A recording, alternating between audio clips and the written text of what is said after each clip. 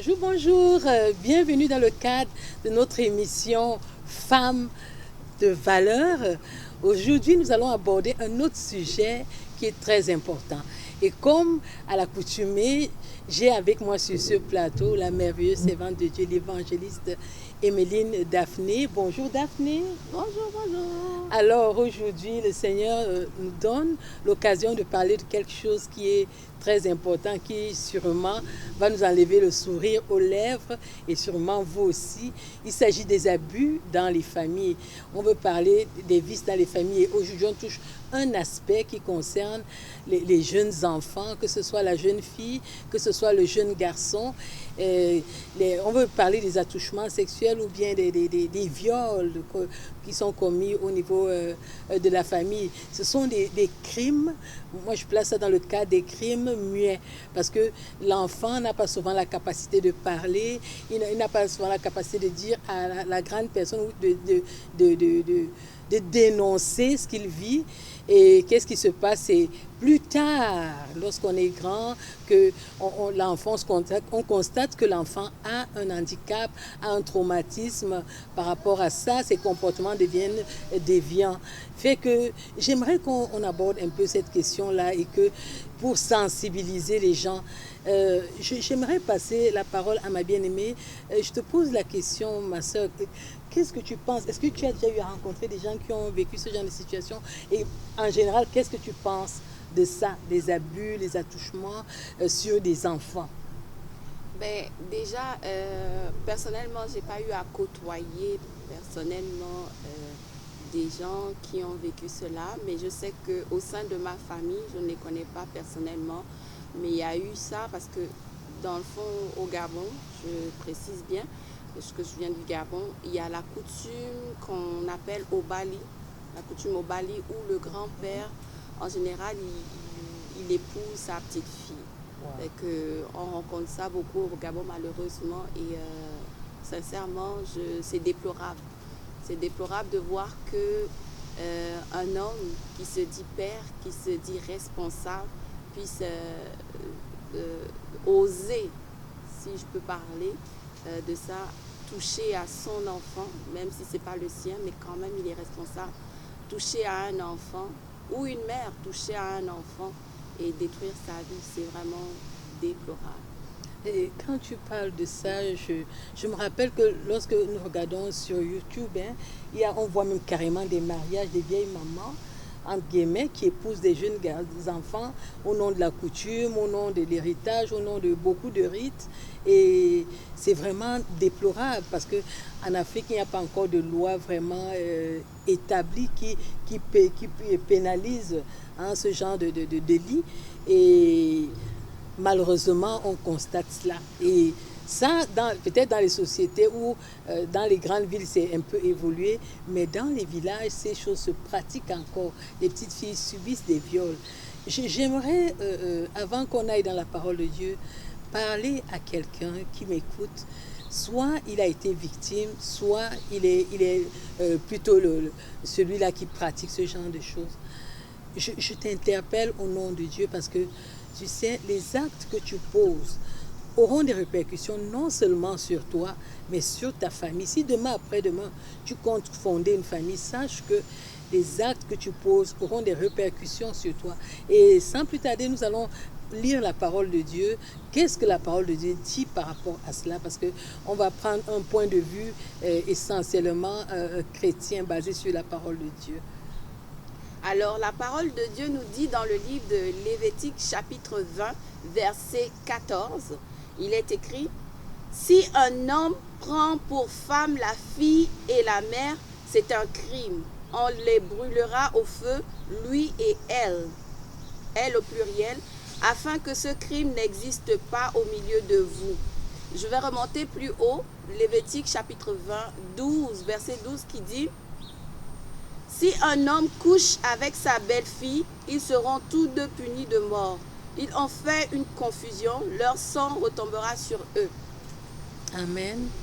Ça, c'est le crime qui était commis, auquel le Seigneur avait constaté et auquel il avait donné une pénalité. Et vous voyez, la pénalité est grave.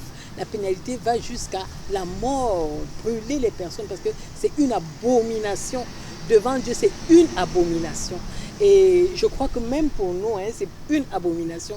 Je n'aimerais pas être du nombre de personnes qui ont eu l'enfance violée, qui ont ce crime-là, qui vivent avec ça. Peut-être ma bien-aimée, elle n'a pas connu, moi, dans le cadre que ce soit en Afrique, que ce soit en Europe, il y a des gens, vous comprenez, qui vous parlent de leur vie et vous rendez compte qu'il y a eu ce genre de choses qui se sont passées et qui ont affecté leur vie. Amen.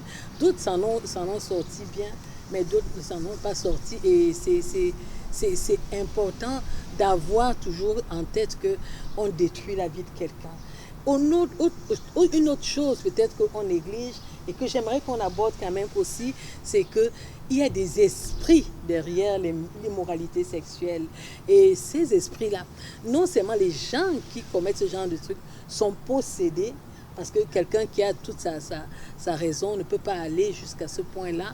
Non seulement ils sont possédés, ils sont dirigés par la main noire du diable, mais en plus de cela, ils mettent leurs démons dans les enfants là, parce que on va voir par exemple, je connais quelqu'un, un monsieur qui a été violé dans son enfance, et puis on voit même certains musiciens qui, quand ils donnent leur témoignage, ils disent qu'ils ont été violés, ils sont devenus homosexuels, dont leur sexualité a été pervertie. Comprends? Même vous allez voir encore des jeunes filles, elles vont te dire que dans mon enfance, elles sont comme des hommes. Comprenez? Elles ne veulent pas entendre parler d'hommes, elles se comportent comme des hommes parce qu'elles ont ces traumatismes-là, parce que leur enfance, leur sexualité a été bafouée dans l'enfance. Et elles n'ont pas d'identité. L'identité du père n'est pas là. Pour le garçon, l'identité de la femme n'existe pas. Il est traumatisé, il ne veut pas entendre parler de la femme. Même si, en grandissant, il se rend compte que la société lui le reflète que, écoute, voilà, tu es un homme, tu dois prendre pour femme. Il a de la misère. Et la femme qui va décider d'épouser va souffrir, comprends? Elle ne pourra pas avoir cet amour-là, cette tendresse-là qui vient de son partenaire, parce que celui-là a eu un traumatisme et il n'a pas parlé. C'est-à-dire, ce qui est plus dangereux, ce qui fait plus mal dans cela, c'est que la personne n'a pas parlé de ça, il ne s'est confié à personne, il a vécu ça pendant toute son enfance et il a encore gardé ça. J'ai vu par exemple c'est un témoignage qu'une femme a donné, elle est déjà dans la soixantaine, où elle a assisté au crime de ses parents. Mais c'est 55 ans plus tard qu'elle en parle parce que c'était tellement fort. Alors imagine-toi un enfant qu'on a traumatisé, tu ne parles pas, tu ne dis pas, et c'était une personne qu'elle estimait qui pouvait être son papa, ou bien c'était une personne qui pouvait être considérée comme sa maman, ou bien un prêtre. Parfois, on a aussi eu, ici particulièrement au Canada, il y a eu ce problème-là où les enfants ont eu leur enfance violée, et c'était un problème, vous comprenez, ça a même terni l'image de la religion. Donc j'aimerais interpeller quelqu'un, interpeller les qui de droit, qui m'écoutent, que vraiment, si tu es une personne, tu as été une victime dans ton enfance, je voudrais que tu te pardonnes à toi-même et que ces choses-là, si tu ressens des choses en toi, des choses qui viennent te perturber, des choses qui viennent, qui mettent un désordre en toi, je voudrais que tu saches que Jésus-Christ a payé le prix sur la croix, tu comprends? Jésus-Christ t'aime, Jésus-Christ est capable de te délivrer, Jésus-Christ est capable de te restaurer, il est capable de restaurer tes émotions, capable de restaurer ce crime-là, et il te donne la capacité de pardonner et d'aller de l'avant. Alléluia. Il est capable de te laver, de te purifier. Amen. Afin que cette image, ce reflet négatif, cette possession, parce qu'on t'a possédé, tu n'étais pas d'accord, puisse s'en aller. Je vais laisser ma soeur dire encore quelque chose avant de venir conclure. Effectivement, donc ici on voit que l'enfance a été volée. Moi je me dis, on a volé, tué l'enfance de ces enfants qui ont subi ces crimes de la part des adultes. Les adultes en général sont conscients, mais les enfants ils sont innocents. Ils n'ont rien fait, ils n'ont rien demandé. Ils sont juste là pour être choyés, ils sont juste là pour être aimés. Mais de là à voler l'innocence de quelqu'un et lui enlever sa jeunesse, quasiment sa vie, parce que c'est un enfant qui grandit sans repère. C'est un enfant qui grandit avec une image erronée de la société, avec une image erronée de la définition d'un adulte en fait. Et c'est un enfant qui grandit avec une peur continuelle. Et donc, voilà quoi, c'est ce que je peux rajouter par rapport à ce sujet qui touche beaucoup la société, mais auquel on n'en fait pas beaucoup de bruit, on ne parle pas trop de ça, c'est quand même assez tabou. Et aujourd'hui, j'aimerais vraiment qu'on en parle un peu plus de ces enfants-là qui sont dans la nature. Des fois, ça peut être ton voisin sans que tu ne saches, tant que la personne n'a pas ouvert sa bouche pour parler, pour témoigner, pour dénoncer, ben, elle peut même emporter son secret jusque dans la tombe. J'aimerais revenir sur quelque chose que je trouve important. Quand vous vivez en société, nous avons l'habitude, par une confiance, à cause de que on se dit c'est le cousin, c'est la cousine, c'est le grand frère, c'est le tonton, c'est la tante. Parce que le viol, ce n'est pas toujours le parent direct. Ça peut être le cousin, la cousine qui a un abus, une cousine perverse qui détruit les enfants à la maison. Fait que j'aimerais interpeller les parents. Faites attention à qui vous confiez vos enfants, vous comprenez? Ce n'est pas qu'on ne lit pas les cœurs. Ce n'est pas parce que quelqu'un sourit, a l'habitude d'être gentil avec vos enfants, a l'habitude d'amener les petits cadeaux à vos enfants, que forcément cette personne est bonne et veut du bien à vos enfants. Généralement, même ces personnes-là, pour avoir le cœur, la confiance des enfants, viennent essayer de les séduire avec les bonbons. Ils sont gentils, ils prennent les enfants, ils disent qu'ils les amènent en balade, mais ils ont derrière des mauvaises intentions. Fait que soyez sages, je vous en prie, veillez sur vos enfants. La société est devenue tellement dangereuse que le visage, c'est pas écrit sur un enfant, sur une personne violeur. Et puis, il m'est arrivé plus d'une fois de parler avec des jeunes filles, et elles vont vous dire, mes cousins, j'étais chez ma tante, mon cousin a abusé de moi. J'étais chez mon oncle, mes cousines m'ont abusé. Et je suis allée chez des amis, elle a appelé son grand frère qui m'a... Donc, faites vraiment les parents, jouons nos rôles, vous comprenez? Veillons sur nos enfants, veillons sur interrogeons le background des personnes que nous fréquentons ou que nous laissons nos enfants fréquenter. Parce que ça commence dans l'enfance. Et quand l'enfant ne peut pas parler, ou bien c'est le voisin, ou c'est l'ami du papa, qui est là, qui regarde ton enfant, il voit une belle petite fille, il a les intentions de la détruire. Il commence à la convoiter. L'enfant encore petit, il n'a même pas encore les seins. Il commence à avoir des intentions démoniaques et sataniques sur l'enfant. Fait que vraiment, j'interpelle les parents encore. Soyez vigilants avec vos enfants. Ne laissez pas les gens... Cette confiance qu'il y avait avant, malheureusement, elle est morte dans notre société et les gens sont méchants. Les gens appartiennent à des ordres dangereux, démoniaques. Les gens, lorsqu'ils regardent, ils se disent, ils voient ta belle-fille, ils voient son avenir, ils se disent, il va détruire, il voit ta belle-fille, il voit ton petit garçon, il est mignon, il cherche à le détruire. Comme tu ne vas pas aller lire les intentions, au maximum, veille sur ton enfant, au maximum, et parle. Une autre chose que j'aimerais aborder, c'est que les parents, particulièrement, ça c'est dans les cultures africaines, les parents ne dialoguent pas avec leurs enfants. Parlez avec vos enfants. N'ayez pas honte d'aborder la sexualité. Parlez, dites-leur, informez-leur, donnez-leur la bonne information. Dites-leur, on ne doit pas toucher tes parties intimes.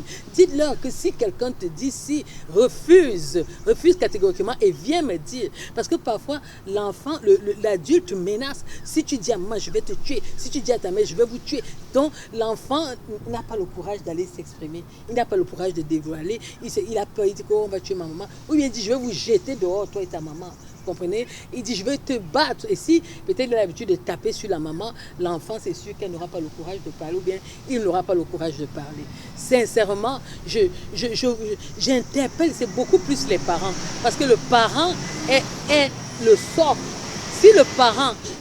son rôle est brisé, son rôle, il ne joue pas son rôle, il est laxiste, c'est sûr qu'il va exposer ses enfants à des mauvais courants. Et même au-delà de la sexualité, il y a des gens qui initient les enfants à la sorcellerie. Si tu ne fais pas attention, tu confies toujours tes enfants à un monsieur, tu ne le connais pas, il est capable de détruire la vie de tes enfants.